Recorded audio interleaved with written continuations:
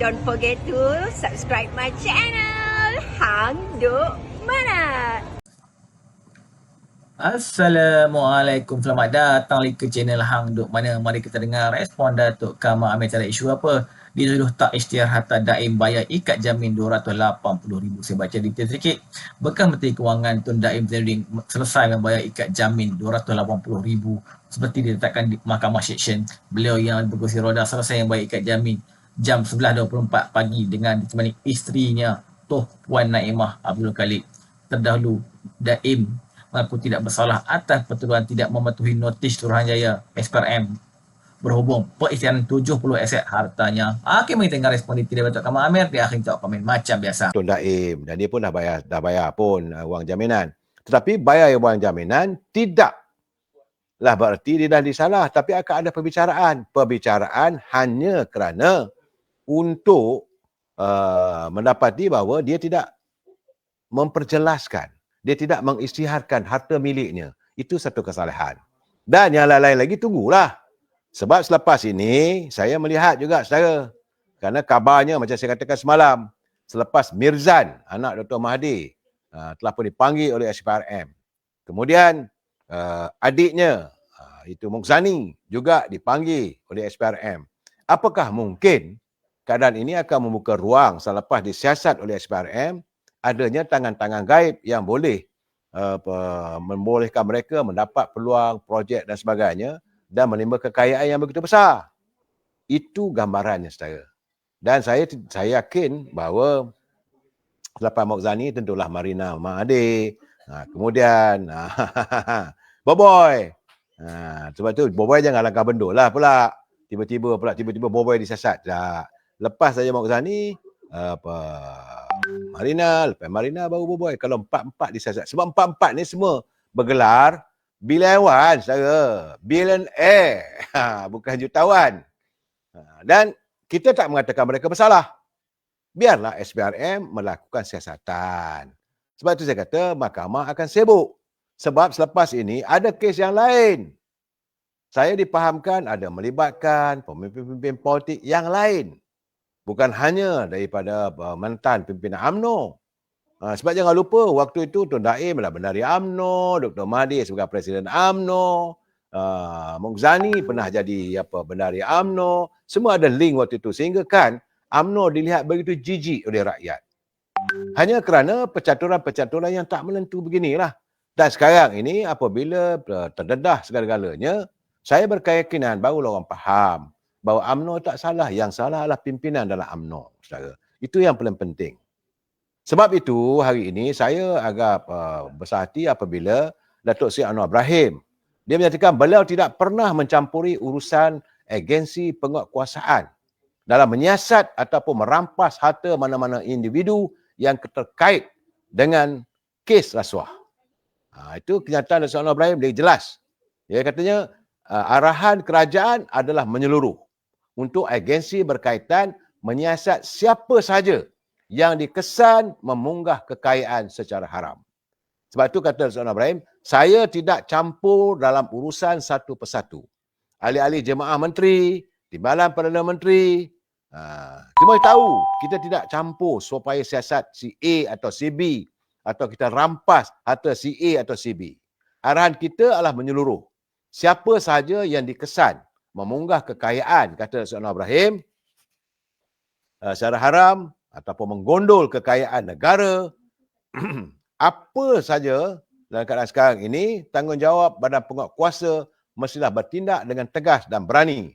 Dan kita akan pertahankan mereka. Jadi jaminan Datuk Seri Anwar Ibrahim bahawa dia kata dia akan pertahankan agensi penguatkuasa dalam mereka melaksanakan tugas dan tanggungjawab. Sebab itu saya katakan sekarang ni mahkamah tak berhenti ni. Saya nampak. Sebab sekarang ni kerana kesan daripada itu, hutang negara sampai 1.5 triliun. Sukar juga dia nak mentadbir sebagai Perdana Menteri. Bagaimanapun tak apalah saudara, kita berlapang dada lah. Kita tunggu masanya. Kembali pada politik, saya begitu jelas yang memuat Perdana Menteri, Timbalan Perdana Menteri Datuk Seri Zahid Hamidi, beliau menyatakan bahawa beliau mahu kerjasama antara Barisan Nasional dalam gabungan kerajaan perpaduan ini diperkukuhkan.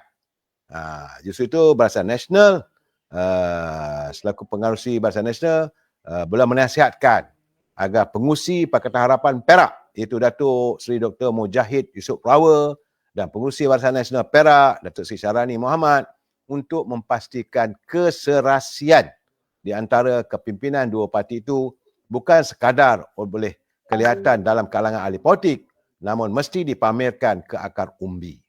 Jadi sebagai Presiden UMNO, beliau menyatakan bahawa parti UMNO Barisan Nasional akan kekal berada dalam gabungan kerajaan Madani ini asalkan matlamatnya untuk membela kehidupan rakyat. Saya jangan lupa. Baik, kita bercakap sedikit. Ini saya kata, kadang-kadang saya kata ini apa punya mengarut lah diorang ni. Saya tidak berhasrat untuk mempertikaikan kepimpinan. Saya tak juga berhasrat untuk mengata parti-parti lain. Tidak. Tapi cuma saya dengar semalam, bila semalam Parti Bersatu mengadakan mesyuarat Majlis Pimpinan tertingginya di mana? Saya dekat kawasan tu memang kawasan elit lah saya. Katanya saya selepas mesyuarat itu saya difahamkan bahawa Bersatu akan mengambil tindakan undang-undang ke atas wakil rakyatnya yang bertindak mengkhianati parti itu. Demikian menurut Susah Agungnya Hamzah Zainuddin, di mana perkara itu diputuskan pada mesyuarat khas parti itu di ibu pejabatnya semalam. Saya kata beginilah saya. Benda dah berlalu. Dulu waktu kita apabila kerajaan mahu mewujudkan Akta Lobak Parti, mereka juga dilihat tidak bersetuju. Sekarang nak ambil tindakan pula dan perlu diingat sesuatu tindakan yang bercorak undang-undang dia tak boleh nak diambil kepada mereka yang telah melakukan yang lepas. Contoh, kita tak boleh mengadakan undang-undang anti mencuri kepada mereka yang sudah pun mencuri. Tapi akan datang barulah boleh ambil tindakan. Sebab itu kata Hamzah Zainuddin, saya pun tak fahamlah, dia pun berlatar belakang kan mantan Menteri Dalam Negeri. Dia kata dalam mesyuarat parti sebut, mereka bersetuju meminda perlembagaan, menghalang tindakan yang disifatkan khianat di kalangan wakil rakyatnya supaya daripada berulang di masa akan datang. Itu betul lah. Untuk menyekat boleh. Jadi sebab itu sekarang dia nak ambil tindakan undang-undang. Nak saman dan sebagainya. Sedangkan mereka tidak ada pun membuat undang-undang sebagaimana UMNO. UMNO jelas. Kalau kamu dah jadi wakil rakyat, kamu melompat parti lain, bayarlah 100 juta. Tak ada masalah. Sebab ada undang-undang, ada perjanjian, ada kontrak antara calon itu dengan parti UMNO, bukan dengan Presiden UMNO. Begitu juga dengan Parti Keadilan. Mana-mana ahli wakil rakyat dia yang menang, yang dimenangkan oleh Pakatan Parti Keadilan, kalau dia melompat macam Zuraidah, maka kena bayarlah 10 juta. Itu keadaan dia. Dan sekarang ni malahan Azmin Ali juga sedang ditunggu, sedang menanti. Dia juga akan disaman. Tetapi bagi saya soal Parti Bersatu ni saya agak hairan lah nak ambil macam mana. Terhadap mereka yang telah pun melakukan tindakan dan mereka tidak keluar parti. Mereka cuma menzahirkan sokongan kepada Perdana Menteri. Apakah ada klausa-klausa dalam parti itu? Seseorang parti itu tak boleh menyokong kerajaan. Itu satu hal lagi saya. Terpulanglah. Sebab itu saya agak menarik apabila bawa kata siapa ni? Datuk Wan Saiful Wan Jan. Dia mengatakan bahawa kepimpinan Parti Bersatu tidak boleh menafikan bahawa Bersatu ada cabaran dalaman. Jadi sebagaimana yang disiarkan oleh akhbar berita harian semalam, Bersatu perlu mengakui wujudnya cabaran dalaman parti itu hingga membawa kepada pengalihan sokongan secara beramai-ramai ahli parlimen mereka kepada pentadbiran kerajaan Madani. Jadi mereka tak boleh menafikan, jangan berada dalam denial syndrome bahawa ahli-ahli wakil rakyat mereka seolah-olah terbiar begitu saja. Jadi sebab itu katanya Bersatu jangan nafikan ada cabaran dalaman dan pucuk pimpinan perlu menggembeling tenaga bagi menyelesaikan cabaran ini kerana jika tidak diselesaikan, tidak pelik ahli-ahli parlimen daripada Parti Bersatu akan berterusan membuat kenyataan demi kenyataan yang akan boleh melumpuhkan Parti Bersatu. Okey, dalam komen saya baca detail sedikit. Daim membuat pengakuan tidak bersalah selepas pertuduhan dibacakan terhadapnya di hadapan Hakim Azura Alwi.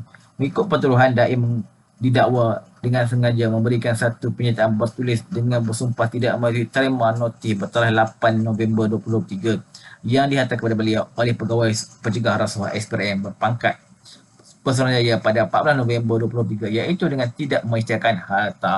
Tuan-tuan, kita tunggulah. Dengan cakap Zain mention drama yang kita tunggulah drama ni macam mana ni, apakah episod dia akan berakhir bila. Mari terus menyokong kerjaan perpaduan dan pihak Assalamualaikum.